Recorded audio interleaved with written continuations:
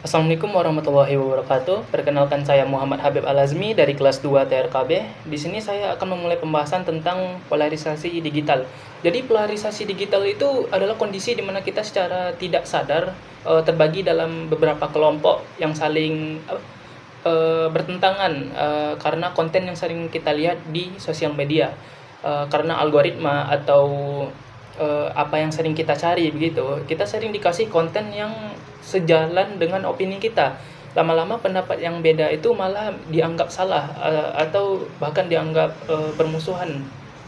Di media sosial kita sering nemuin konten yang judulnya itu provokatif atau cuman potongan video sebentar aja, atau informasinya itu belum tentu benar, atau yang dia itu eh, apa atau videonya itu hoax seolah-olah videonya itu asli, serta banyaknya yang komen sebagai buzzer atau segala macamnya yang mendukung seolah-olah video itu benar gitu.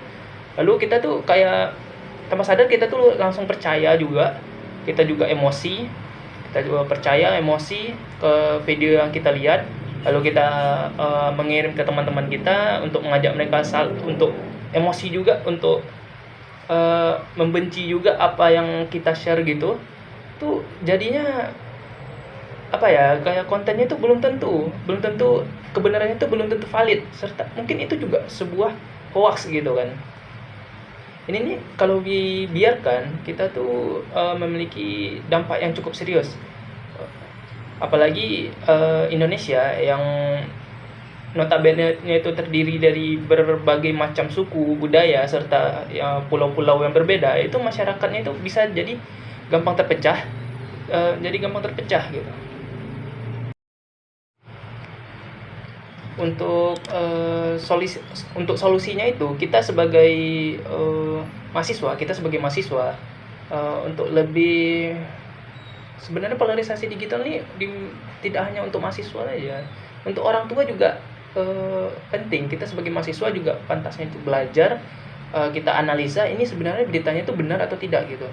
Jadi kita bisa mengajarkan ke orang tua kita tentang teknologi sosial media itu, kalau tidak sepenuhnya itu semua yang ada di sosial media itu benar gitu. Kadang-kadang kita misalnya di grup keluarga gitu, sering kita dikirim oleh ibu, orang tua atau om tante kita kayak video-video dari sosial media, dikirim ke grup keluarga. Jadi kita tuh kayak harus mengedukasi keluarga kita juga kalau jangan gampang percaya sekali ke sosial media itu.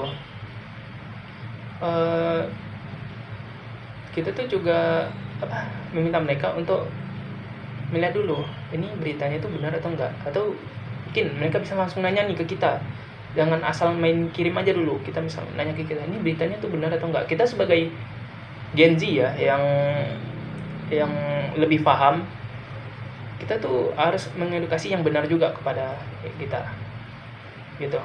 Jadi polarisasi digital itu nyata dan dekat dengan kehidupan kita sehari-hari. Jadi kalau kita bijak dalam bersosial media, kita juga ikut menjaga persatuan bangsa.